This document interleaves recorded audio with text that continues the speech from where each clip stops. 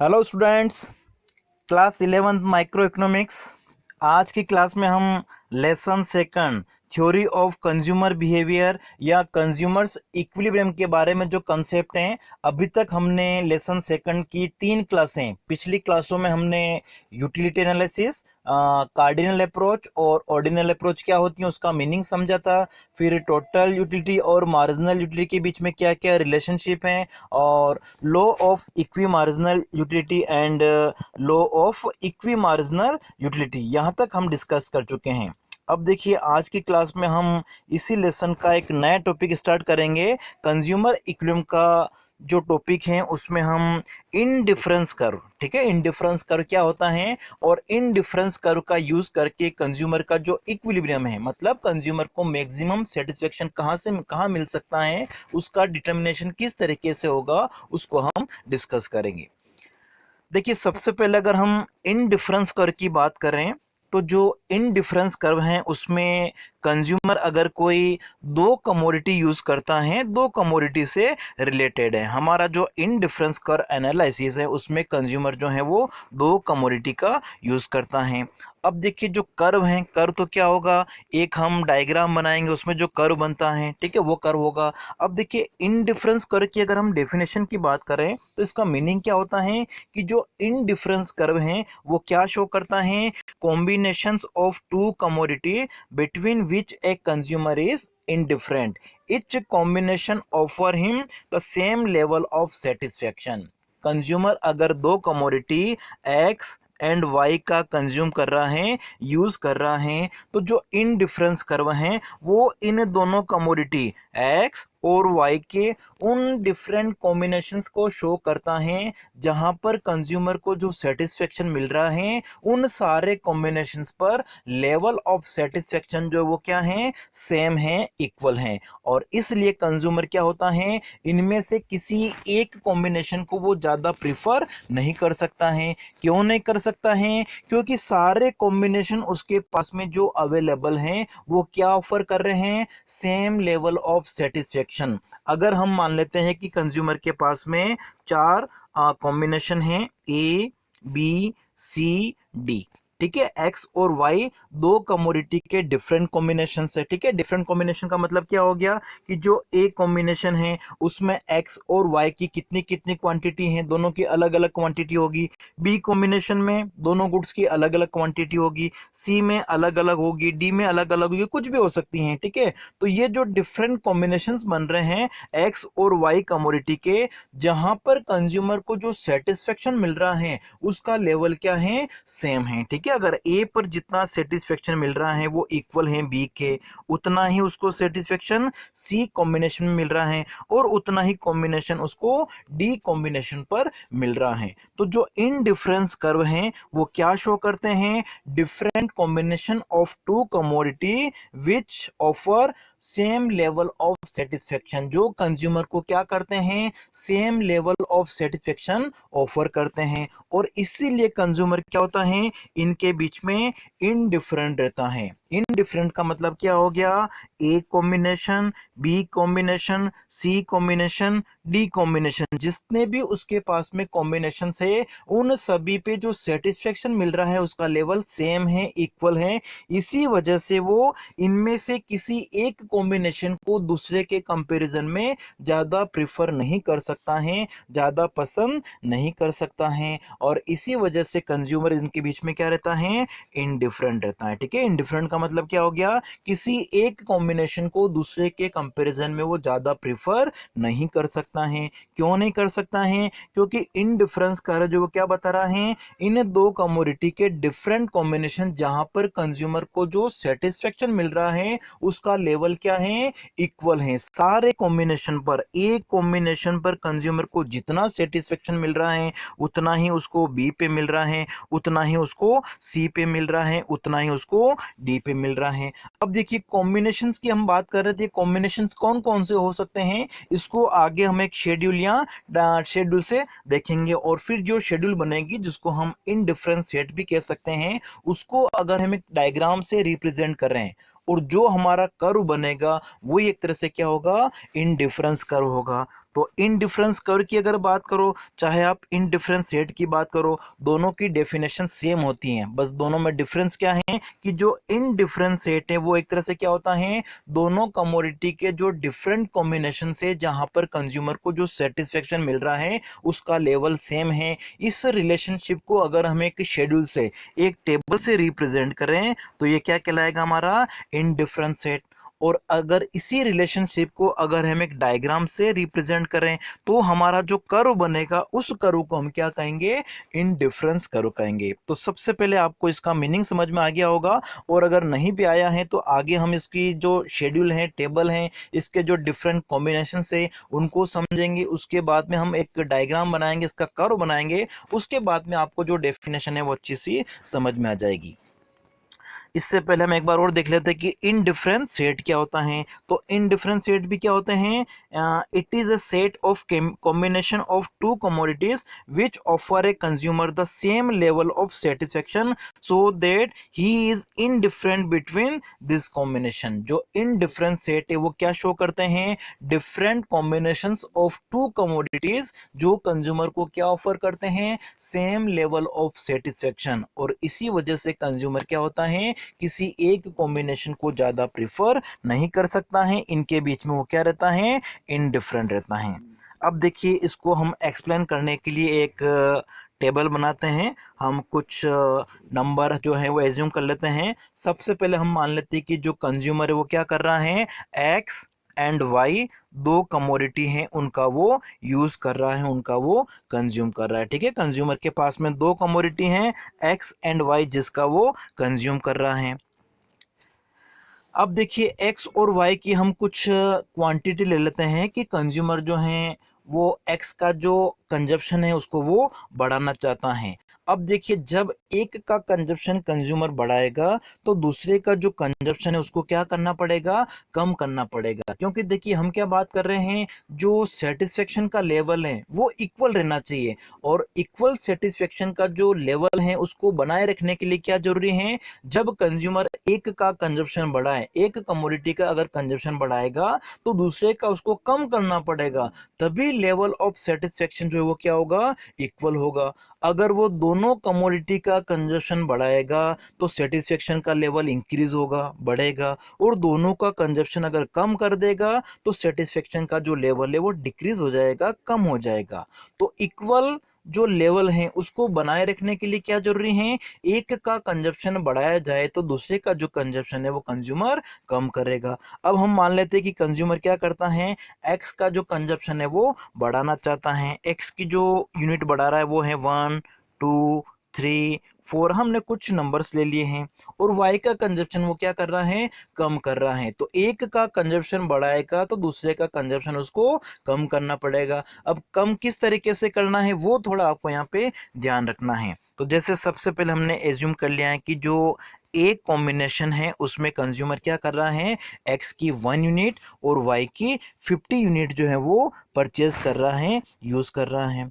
अब कंज्यूमर क्या करता है, बी कॉम्बिनेशन में जिसमें एक्स का एक एडिशनल यूनिट का कंजप्शन बढ़ाने के लिए वाई की जो यूनिट है उसको कम करनी पड़ेगी। ठीक है, माना कि वो क्या करता है, 10 यूनिट कम कर देता है।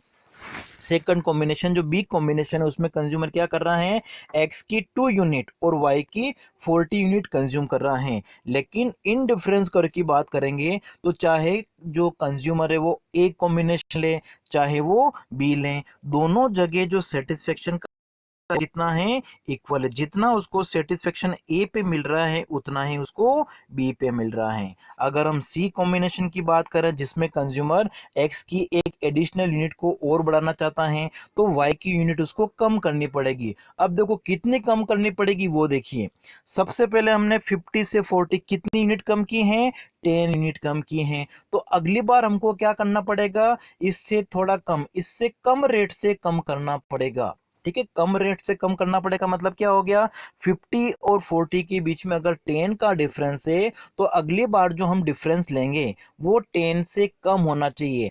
9 का डिफरेंस हो सकता है, 8 का हो सकता है, 7 का हो सकता है, 6 का डिफरेंस हो सकता है। तो हमने जैसे कुछ भी ले लिया, हमने ले लिया जैसे कि 6 का डिफरेंस ले लिया तो यहाँ पे हो गया हमारे पास में 34। ठीक है। तो 40 के बाद में 34 कितना डिफरेंस है, 6 का डिफरेंस है। अब अगली बार आप जो y की यूनिट कम करोगे और जो डिफरेंस आएगा वो भी क्या होना चाहिए, कम होना चाहिए। मतलब 6 से कम का डिफरेंस होना चाहिए। 5 का डिफरेंस हो सकता है, 4 का, 3 का, 2 का, 1 का, कुछ भी डिफरेंस हो सकता है। 6 से ज़्यादा का डिफरेंस नहीं हो सकता है। तो जैसे 34 से कम करके हमने लिख दी जैसे 30, तो यहाँ पे कितना डिफरेंस हो गया, 4 का डिफरेंस हो गया।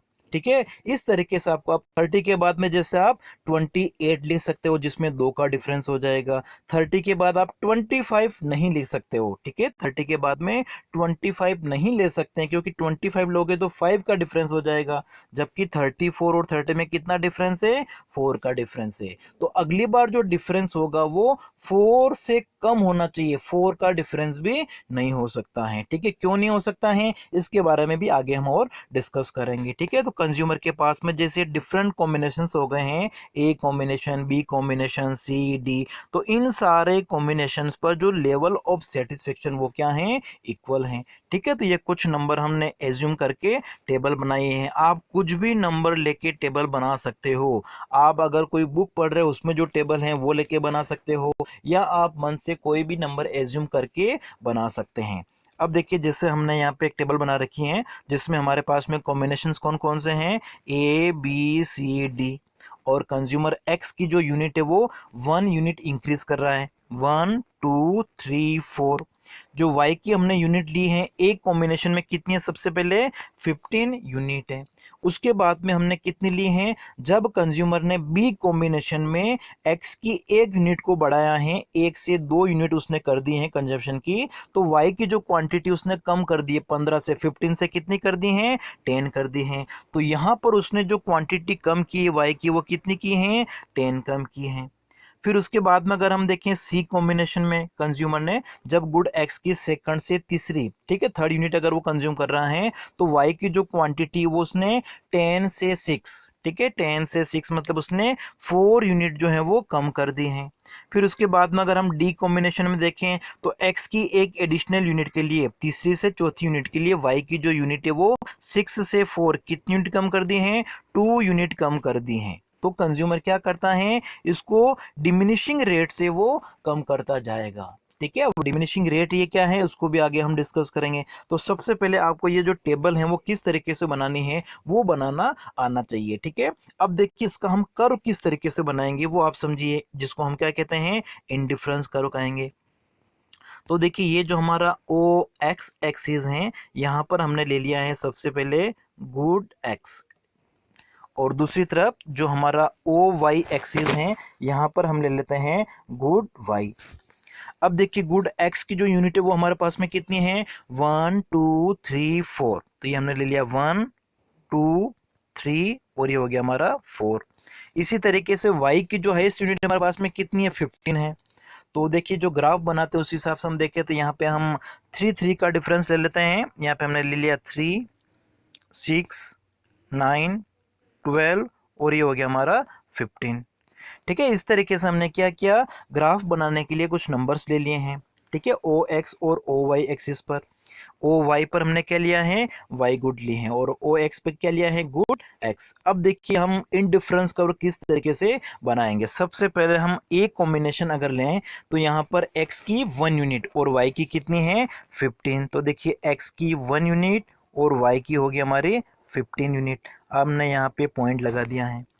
फिर x की 2 यूनिट और y की कितनी है, 10। तो 10 कहाँ पे होगा, इस 9 से थोड़ा सा ऊपर होगा, और इसको हमने इधर 2 से मिला दिया। ठीक है। 2 के सामने मिलेगा जस्ट ये, तो ये हमारा ए कॉम्बिनेशन आया था, ये हमारा आ गया है बी कॉम्बिनेशन। फिर सी कॉम्बिनेशन अगर आप देखोगे तो सी कॉम्बिनेशन पर x की तो है 3 यूनिट और y की कितनी है, 6। तो इधर हमने लिया 3 और इधर हमने लिया 6, इसको हमने मिला दिया, यहाँ पे हमने पॉइंट लगा दिया, ये हमारा सी कॉम्बिनेशन है। और फिर डी कॉम्बिनेशन में क्या है, x की भी 4 यूनिट है और y की भी कितनी है, 4। तो x की 4 हमारी ये, और y की 4 कहाँ पे होगी, इस 3 से ऊपर, थोड़ा सा ऊपर यहाँ पे होगी। इसको हमने मिला दिया, यहाँ पे हमने पॉइंट लगा दिया है, ये हमारा हो गया है डी कॉम्बिनेशन। अब देखिए ये जो सारे पॉइंट्स हैं इनको हम मिला लेते हैं। इन सारे पॉइंट को हमने मिला दिया, तो ये जो कर्व बना है इसी कर्व को हम क्या कहते हैं, इंडिफरेंस कर्व। क्लियर हो गया। इन डिफरेंस कर्व हमने किस तरीके से बनाया है, इन डिफरेंस कर्व के ये जो पॉइंट है, ए पॉइंट है यहाँ पे, ये बी पॉइंट है, सी पॉइंट है, डी पॉइंट है, यहाँ इसके अलावा बहुत सारे और भी पॉइंट हो सकते हैं, और भी कॉम्बिनेशंस हो सकते हैं इस एक्स और इस वाई कमोडिटी के, जहां पर कंज्यूमर को जो सेटिस्फेक्शन मिल रहा है उसका लेवल क्या होगा, सेम होगा, इक्वल होगा। तो इन डिफरेंस कर्व अभी हमने बनाया था, उसका जो शेप आया था वो हमारा इस तरीके से शेप आया था, ये हमारा इंडिफरेंस कर्व हो गया। और इस पे जो भी पॉइंट्स आए थे, जो भी कॉम्बिनेशंस आए थे, ए बी सी डी, इन सभी पे जो लेवल ऑफ सेटिस्फेक्शन है वो क्या है, इक्वल है। जितना ए पे है उतना ही बी पे है, उतना ही सी पे है, उतना ही डी पे है। और इसके अलावा और भी कोई कॉम्बिनेशन है जो इस लाइन के ऊपर आ रहा है, इस कर्व के ऊपर आ रहा है, तो इन सारे कॉम्बिनेशन पर कंज्यूमर को जो सेटिस्फेक्शन का लेवल है वो इक्वल मिल रहा है, उसको शो करता है हमारा इंडिफरेंस कर्व।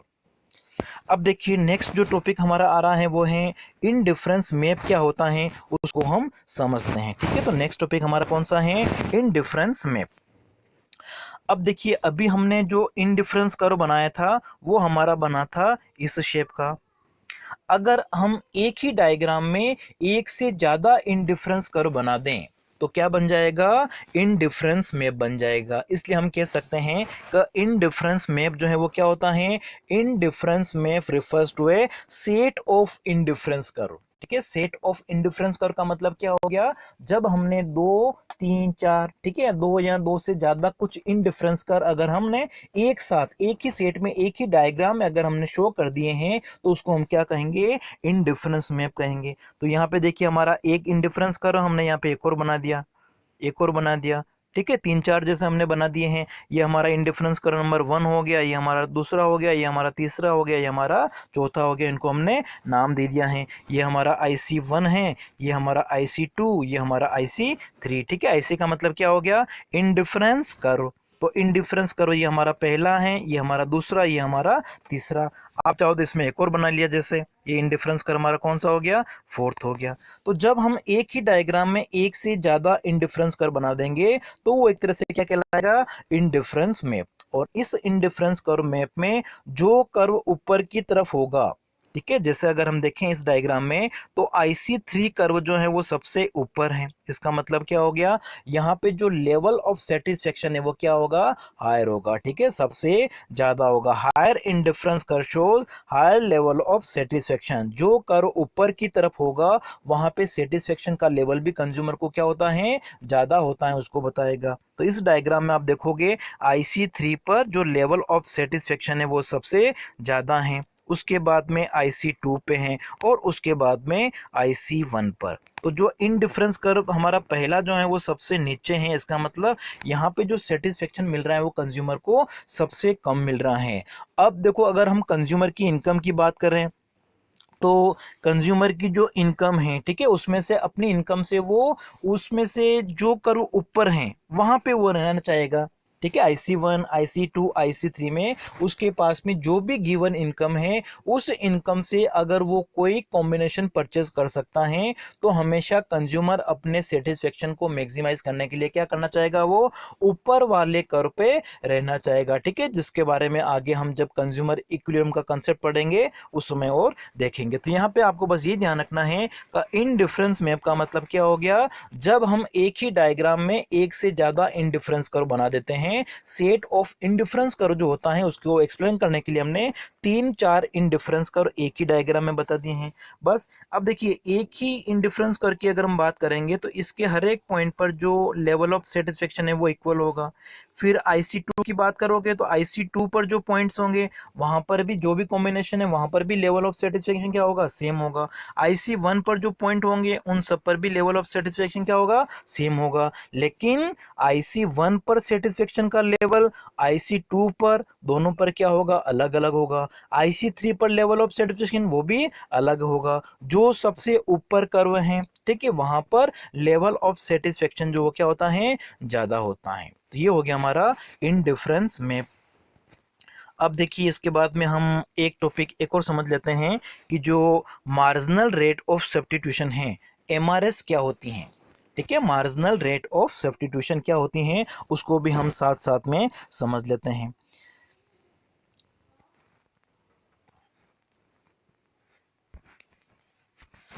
देखिए MRS, जब हम अभी इंडिफरेंस कर्व की डेफिनेशन पढ़ी थी तो हमने उसमें पढ़ा था कि कंज्यूमर जब क्या करता है, किसी एक कमोडिटी का कंजप्शन बढ़ाता है, तो एक कमोडिटी का कंजप्शन बढ़ाता है तो दूसरे का जो कंजप्शन है उसको वो कम करना पड़ेगा, ताकि लेवल ऑफ सेटिस्फेक्शन जो है वो क्या रह सके, इक्वल रह सकें।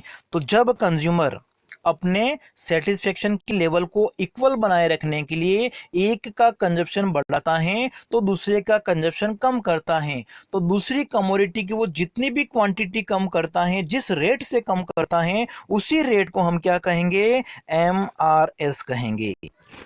जैसे आप यहाँ पे डेफिनेशन देखोगे तो MRS की क्या डेफिनेशन है, it is the rate at which a consumer is willing to substitute good X for good Y। जब कंज्यूमर क्या करता है, गुड X की जो क्वांटिटी है उसका कंजप्शन बढ़ाता है, तो Y की क्वांटिटी जो भी कम कर रहा है, या गुड Y की जगह गुड X का जो सब्स्टिट्यूट करता है, गुड X की एक एडिशनल यूनिट के लिए गुड Y की जितनी भी क्वांटिटी उसने सेक्रीफाइस की है, जितनी उसने क्वांटिटी उसके लिए छोड़ी है, उसी को हम क्या कहेंगे, मार्जिनल रेट ऑफ सब्स्टिट्यूशन, ठीक है, MRS। तो MRS एक तरह से क्या शो करती है, इसकी डेफिनेशन क्या हो गई है, it is the rate at which a consumer is willing to substitute good X for good Y। Good Y की जगह गुड X का जो कंज्यूमर सब्स्टिट्यूट कर रहा है, उसी रेट को हम क्या कहते हैं, MRS कहते हैं। या अगर हम चाहें तो इसको ऐसा भी ले सकते हैं, it is the rate at which a consumer is willing to give up good two. दो गुड्स वो यूज कर रहा है, तो किसी एक गुड की क्वांटिटी जो देने के लिए तैयार है, for a unit more of good, पहली गुड जो वो कंज्यूम कर रहा है उसकी एक एडिशनल यूनिट के लिए दूसरी कमोडिटी की जो भी क्वांटिटी वो गिव अप करने के लिए तैयार है, जो क्वांटिटी उसके बदले में देने के लिए तैयार है, उसको हम क्या कहते हैं, marginal rate of substitution. General अगर आप बात करो, आप अगर एक और दूसरा आप यूज कर रहे हो एप्पल है, ठीक है, जैसे एप्पल की क्वांटिटी मान लेते हैं हम कि कितनी है, 15 है। अब देखिए MRS का मतलब क्या हो गया, इस समोसे की आप एक एडिशनल यूनिट दूसरा समोसा लेने के लिए इस एप्पल की आप कितनी क्वांटिटी बदले में देने के लिए तैयार हैं। जैसे पहले आप 15 एप्पल यूज कर रहे थे और सेकंड कॉम्बिनेशन में ए कॉम्बिनेशन, फिर बी अगर कॉम्बिनेशन की बात करें तो बी कॉम्बिनेशन में आपने एक एडिशनल समोसे के लिए एप्पल की कितनी क्वांटिटी आपने सेक्रीफाइस कर दी है, गिव अप कर दी है, 5 यूनिट, ठीक है, पहले 15 थी, अब आप 10 ही ले रहे हो उसमें सेकंड कॉम्बिनेशन में, तो 5 यूनिट का आपने जो सेक्रीफाइस किया है, 5 यूनिट आपने समोसे के लिए जो छोड़ दी है एप्पल की यूनिट, उसी को हम क्या कहते हैं, MRS। आगे देखिए, अगर हम सी कॉम्बिनेशन की बात कर रहे हैं, आप एक और समोसा लेना चाहते हो, बदले में आप एप्पल की जो क्वांटिटी है वो कितनी छोड़ने के लिए तैयार हो, पहले देखो आपके पास में 10 एप्पल थे और इस सी कॉम्बिनेशन में कितने हैं, 8 ही हैं, इसका मतलब यहाँ पे आपने कितनी सेक्रीफाइस की हैं, 2 यूनिट। तो 2 यूनिट एक तरह से क्या है, एक समोसा लेने के बदले में आपने एप्पल की जो 2 यूनिट सेक्रीफाइस की हैं, इसी को हम क्या कहते हैं, मार्जिनल रेट ऑफ सब्स्टिट्यूशन कहते हैं। किसी कमोडिटी की एक एडिशनल यूनिट के लिए दूसरी कमोडिटी की कंज्यूमर कितनी क्वांटिटी सेक्रीफाइस करता है, बदले में गिव अप करता है, छोड़ता है, उसी को हम क्या कहते हैं, MRS कहते हैं। इसको समझने के लिए आप इस टेबल का यूज कर सकते हो। इस टेबल में अगर आप देखो जो हमने ऊपर बनाई थी उसी टेबल का हम यूज कर सकते हैं। गुड X की एक एडिशनल यूनिट सबसे पहले हम खाली छोड़ देते हैं, उसके बाद में देखिए बी कॉम्बिनेशन में अगर आप देखोगे तो गुड X की एक एडिशनल यूनिट के लिए पहली से दूसरी यूनिट का कंज्यूम अगर वो करता है, तो Y की जो क्वांटिटी है वो 15 की जगह अब कितनी हो गई है, 10 हो गई है। तो यहाँ पर उसने X की एक यूनिट के लिए 1X के लिए जो Y कमोडिटी है उसकी कितनी क्वांटिटी सेक्रीफाइस कर दी है, छोड़ दी है, 5, ठीक है, 5Y। तो 1X रेस टू 5Y, मतलब यहाँ पे MRS क्या हो गया, X की एक एडिशनल यूनिट के लिए Y की 5 यूनिट सेक्रीफाइस की हैं। तो ये 5 जो है वो एक तरह से क्या है, MRS को शो कर रहा है। इसी तरीके से आप C कॉम्बिनेशन में अगर देखोगे तो C कॉम्बिनेशन में क्या है, X की दूसरी से तीसरी यूनिट का कंजप्शन बढ़ाने के लिए Y की जो क्वांटिटी है वो कम कर दी गई है 10 to 6। तो 10 से 6 कितनी कम की गई यहाँ पे, 4 यूनिट। तो Y की जो 4 यूनिट कम की गई हैं उसी को हम क्या कहेंगे, MRS। तो सबसे पहले कितनी थी, 5 थी, फिर यहाँ पे कितनी है, 4 हैं, और फिर डी कॉम्बिनेशन में अगर आप देखोगे तो x की एक एडिशनल यूनिट के लिए, तीसरी से चौथी यूनिट के लिए y की जो क्वांटिटी है वो कितनी कम कर दी है, 6 से 4 कम कितनी हुई यहाँ पे, 2। तो 2 यूनिट जो कम की गई हैं उसी को हम क्या कहेंगे, MRS। और MRS को हम कैसे ले सकते हैं, 1x⁵5y लिखा हो, इसका मतलब जो MRS है वो क्या है, x की एक एडिशनल यूनिट की MRS क्या है, y की 5 यूनिट। फिर नेक्स्ट कॉम्बिनेशन में आप यहाँ देखोगे तो x की एक यूनिट की MRS क्या है, y की 4 यूनिट। और लास्ट में क्या है, x की एक यूनिट की MRS क्या है, y की 2 यूनिट। मतलब MRS क्या होती है, x की एक एडिशनल यूनिट आप अगर कंज्यूम करना चाहते हो तो बदले में आप y की कितनी क्वांटिटी छोड़ने के लिए तैयार हैं, कितनी क्वांटिटी आप गिव अप कर सकते हैं, उसी को हम क्या कहते हैं, MRS कहते हैं। और MRS का अगर आप फॉर्मूला देखोगे तो क्या बन जाएगा, y में आपने कितना चेंज किया, डेल्टा y अपॉन x में कितना चेंज किया है। ठीक है, अगर आप दो गुड ले रहे हो x एंड y तो MRS का मतलब क्या हो गया, delta y upon delta x लिख सकते हैं। या दो कमोडिटी जिसको आपने 1 और 2 नाम दिया है तो MRS क्या हो जाएगी, MRS equal to delta good 2 upon delta good 1। और इस डेल्टा जो ट्राइंगल जैसा साइन बना रखा है इसको हम डेल्टा बोलते हैं, इसका मतलब क्या होता है, चेंज। तो डेल्टा 2 का मतलब क्या हो गया, जो गुड 2 है हमारी दूसरी जो गुड है उसमें हमने कितना चेंज किया, अपॉन डेल्टा गुड 1 का मतलब जो गुड 1 है उसकी क्वांटिटी में कितना चेंज हुआ है। और जनरली जो हमारी गुड 1 है या जिसको हमने यहाँ पे x नाम दे रखा है उसमें जनरली कितना चेंज होगा, 1 यूनिट का। तो x में या पहली जो हम गुड लेंगे उसमें हमने 1 यूनिट का चेंज किया है, और दूसरी जो हमारी गुड है गुड 2 या गुड y या इसका आप कुछ भी नाम ले सकते हो, उसमें कितना चेंज हुआ है, जितना चेंज हुआ है, जिस रेट से चेंज हुआ है उसी रेट को हम क्या कहते हैं, मार्जिनल रेट ऑफ सब्स्टिट्यूशन कहते हैं, MRS कहते हैं। ठीक है, MRS का मतलब क्या हो गया, एक कमोडिटी की जगह दूसरी कमोडिटी का जो सब्स्टिट्यूट किया जा रहा है, एक की जगह दूसरे का जो यूज किया जा रहा है, जिस रेट से यूज किया जाता है दूसरे की क्वांटिटी में जिस रेट से चेंज किया जाएगा उसी को हम क्या कहेंगे, MRS। और इसको आप अगर डायग्राम से बताना चाहो तो डायग्राम में हम लिख सकते हैं कि इसमें इधर हमने y लिए हैं तो y में कितना चेंज हुआ, delta y upon delta x में कितना चेंज हुआ। ठीक है, तो ये हमारा इसका कर्व भी बन सकता है। इधर आपकी x कमोडिटी है और इधर है y, ये हमारा इनडिफरेंस कर्व है।